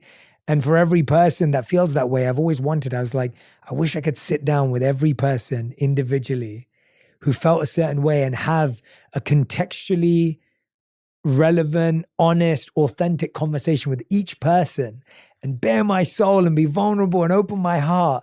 But we can't. And I also know that one post can't do that for everyone. Like, it's not possible for one quote, one image, one message, one podcast episode that will speak to everyone, to make everyone feel seen, heard, and understood. I could just about do that on a one-to-one level, let alone a 1 to 100 million level. How are you going to do that? And so I also have empathy for myself, and I extend that compassion back to myself and recognize I'm a limited human being who, just as that individual is limited by their systems and their setup and their energy, so am I. And there's no way in which I could respond to this individual and satisfy this exchange with 140, 280 characters. Like, how's that even possible? And so I think, to me, deepening my compassion and empathy externally and internally have been the only relevant tools as woo-woo or as spiritual as they may sound, because there is no practical habit-based solution that I can give you some tactics and ideas, but I know as well that at one point they're just logical and theoretical and practical, but they're not, they don't hit me there. And so to me, I've seen it all as a simulation and an experiment to deepen human emotion, deepen human empathy, deepen human compassion, and a reminder of my fallibility so that I can embrace my own insignificance, so that I can therefore take shelter in the source and the universe and God, and to allow for space for that. If I was able to control every one of these things and make it work perfectly, I may, in a very crude sense, you may, under false pretenses, stop believing you're the controller to some degree. And I think anyone who's experienced success in certain domains starts to feel like the controller in their relevant fields. And I think all of these things are expedited in order just to encourage you to have an ego death and pulverize the arrogance of whatever kind, by the way. I don't mean in a sense of that I feel I'm important, but we all have a sense of I'm the controller. I can make things work. I know what's right. I'm this, I'm that. And this is all reminding us of we're not the controller. We have to ultimately take shelter. We have to ultimately give up the reins. And I ultimately have to surrender and accept that there is a greater source, there is a greater power, and that when I'm in connection with that and I'm in service of that, then I'm happy and I'm joyful. But if I'm trying to be that or extrapolate energy from that to control and navigate, then I'm forever going to be unhappy. So to me, that's a quick version of the stuff that I try and work on, not to be helpless. I don't feel helpless in that. I feel at home. It's almost like, when you're taking shelter of a greater source to take care of things you can't take care of. It's not because you're helpless or because you're weak. It's actually the greatest sign of strength to know I can call up a friend to help me. Am I more strong because I can move home myself and not ask anyone for help? Or am I stronger because 3 of my friends came and helped me out and carried the load? I'm stronger for asking for help. I have a better community and network. You'd say that person's smarter and healthier. And so I think of that same way on a universal level. At least I try to. I'm working on it. I love that. And I realize from what you said that, the greatest sense of safety seems to arrive from not trying to control everything. It's counterintuitive, right? We think, okay, well, how do you get safety? Well, you have to get rid of vigilance. How do you get rid of vigilance? Well, you decide what you do and don't have to pay attention to. And at some point, if one decides, I can't control all of this, you have one of two options. Either that means you're just waiting for that wave to come demolish you, wave of whatever, or you trust, like you trust in something to make everything okay, even if that wave comes, and I've talked before on podcasts, I believe in God. I do, and of course I believe in everyone's right to believe or not believe what they believe in.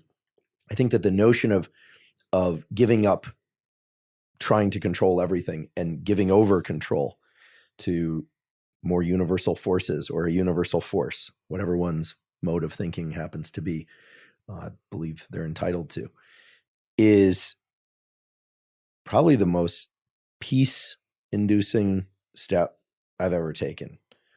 And I thought it would be, matched with a little sneaking, voice in the back. Yeah, but it's not.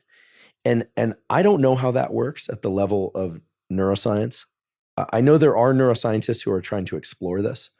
And as the data evolve, I'll certainly pay attention to it, not with the intention of trying to undermine any kind of larger sense of anything, but just out of interest. For sure. Right? I'd love to see it. It's far too interesting. Too There's actually a woman at Stanford. I haven't yet to talk to her. We should both talk to her. She said, I forget her name at the moment because I just learned about her work in the Department of Anthropology, who has spent her entire career studying people's inner voices, people who hear voices, people who hear the voices of others, And sure, this sometimes goes into the domain of people who have auditory hallucinations and so forth, but also just these different scripts that people have in their mind that include their own voices and other voices we've internalized from childhood.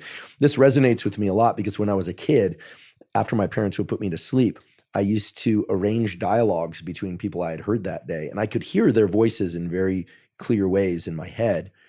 And I would remember things they said, and I could create these dialogues. And so I've also always had a very strong audiographic memory. It's not as if everything I hear I remember verbatim. That actually would be a super skill. It would have saved me in a lot of arguments.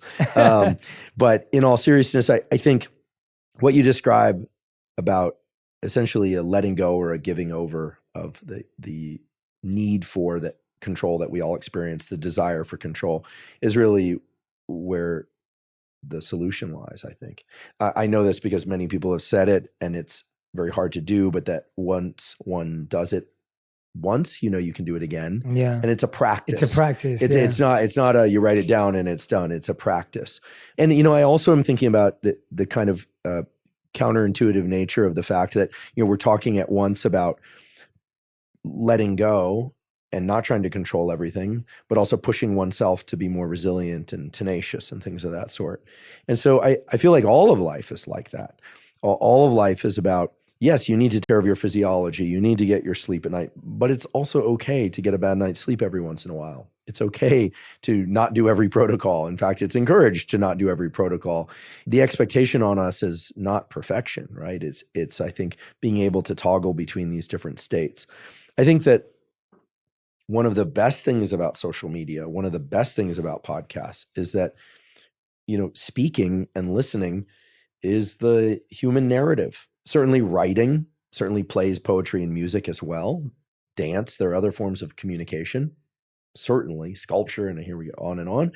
But as a great podcaster, David Senra, who hosts the Founders podcast, it's kind of a nerds podcast of if somebody's interested in founders, like founders of companies, that he sort of does for that what I do for science and health, and what you do for health and spirituality, and so many more topics, psychology and so on. David does for founders and company founders. And he said, that podcasting, and to some extent social media, but really podcasting, is the human narrative. Recorded radio.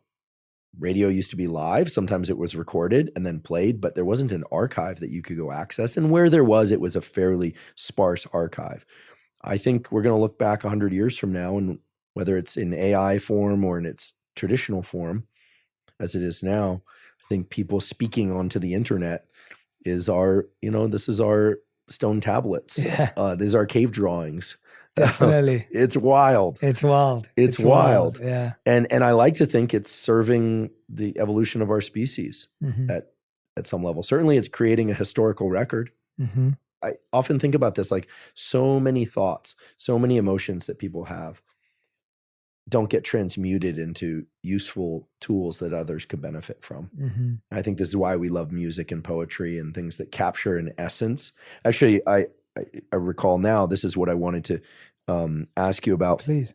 Lately, I spend real time trying to feel experiences more than just think about them. I have a very kind of dominant analytic mind. I'm trying to think, strategize, understand, make sense of. I've always been like that. But in recent years, and especially this last year, I've just tried to sense what's going on outside me and in me. And this form of intelligence is something that people have talked about for hundreds of thousands of years. It's a different form of intelligence. It's the one that I think has access to our unconscious mind in a way that thinking doesn't always have access to. Mm-hmm. It's not necessarily linked to emotion. It's just more of are we drawn toward, away from, or are we kind of neutral about a given person or experience? And it draws on a different set of neural circuits. And I started thinking about this in large part because of my love of dogs. My dog Costello I put down in July of 2021. And I always loved the bulldog because the first time I ever went to a dog show, which everybody should do, by the way. You ever been to a dog show? No, I've never been. Should go. All right, I was taken to a dog show by my then girlfriend when I was a postdoc. And she said, you got to go to a dog show.